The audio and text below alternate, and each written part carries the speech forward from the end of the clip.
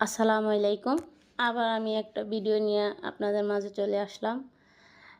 আজকে আমি আপনাদেরকে দেখাবো যারা মাছের পেটিগুলা খান না, আজকে থেকে খাবেন।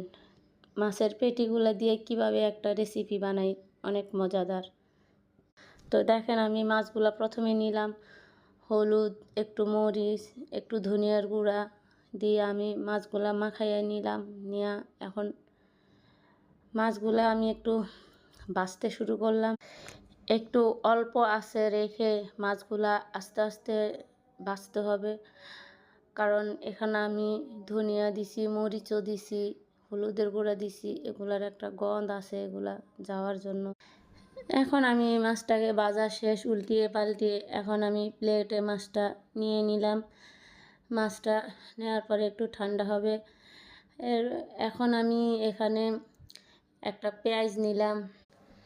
আমি এখানে এখন একটা পেঁয়াজ কেটে নিলাম। মাছগুলা আমি কাটা সরিয়ে নিতেছি। হাতে আমি এগুলা মিশ্রণ করব, কারণ হাতে করলে অনেক মজা হয়। তো আমি এখানে ভেঙে নিলাম। এখন আমি মিশ্রণটাকে অনেক আলতোভাবে একবারে মিহি করে মতে নিলাম।